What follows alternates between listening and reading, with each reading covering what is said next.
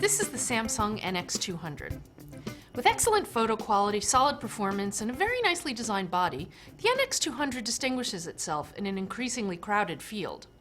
But $900 still seems like a bit too much to ask for a camera that's not at the front of its class on all counts. Thankfully, there's more to the NX200 than just a 20 megapixel sensor. It's much better than its predecessor. It is smaller, yet more comfortable to grip, and it's more solidly built. For those unfamiliar with Samsung's iFunction system, it consists of a button on the lens which invokes shooting settings which you can then change using the manual focus ring. The system works well, and it feels much like you're shooting with the Canon PowerShot S100 or the Olympus XC1. It also distinguishes the NX cameras from other interchangeable lens models in a way that adds to the shooting experience rather than detracts from it. If you choose to go the traditional route, the camera's Smart Panel interactive control panel interface operates much more like a typical camera. It's easy to use, but I found myself missing the type of customization controls that Panasonic's cameras offer over the interface, as well as the capability to save custom settings.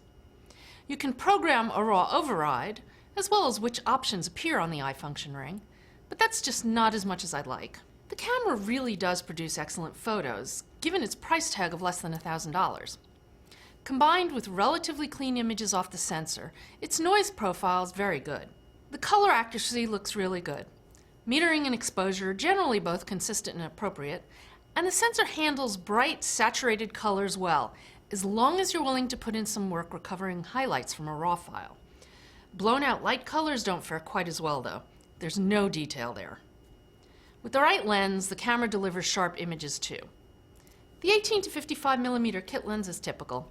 It's good enough with respect to sharpness and brightness to match competitors, but leaves you craving something better. The 85mm f1.4 and the stabilized 60mm f2.8 primes produce lovely images and are sharp, bright, and comfortable to use.